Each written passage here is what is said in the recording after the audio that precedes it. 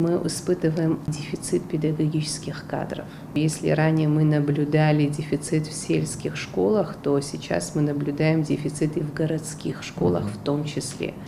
Меры поддержки педагогических работников, которые применяются государством, они, безусловно, дадут зеркальное отражение в положительном ключе. В 2025 году, на протяжении нескольких лет, как известно, правительство индексирует заработную плату основных категорий педагогических работников.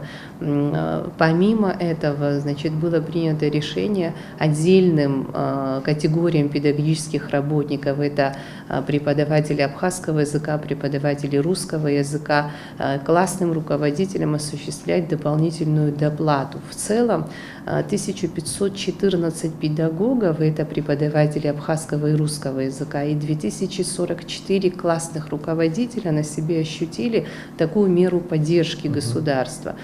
Я уверена в том, что педагог, учитель, который ощущает поддержку со стороны государства, он эти чувства передает ученику. Необходимо возродить, вернуть тот статус и уважение к педагогической профессии. Мне очень хочется верить в то, что подобные меры, они эффективно отразятся на омоложении педагогических коллективов, нам это необходимо.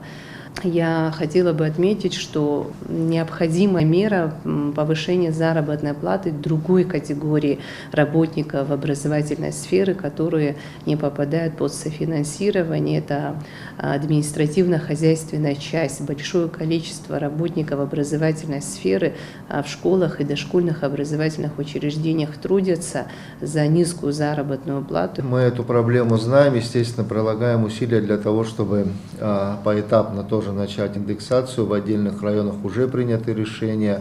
На республиканском уровне это большие объемы средств необходимо. Мы занимаемся, ищем возможности. Как только появится дополнительная возможность, несомненно, мы приступим к этому. 1 июля должны быть предложения представлены по выравниванию средней заработной платы к прожиточному минимуму. Мы прекрасно понимаем, что на протяжении уже 10 лет осуществляется индексирование отдельных категорий, это в сфере образования, но не индексируются другие. Да, это совсем неправильно, но та возможность, которая есть у страны, она будет полностью направлена, разумеется, на повышение фонда оплаты труда.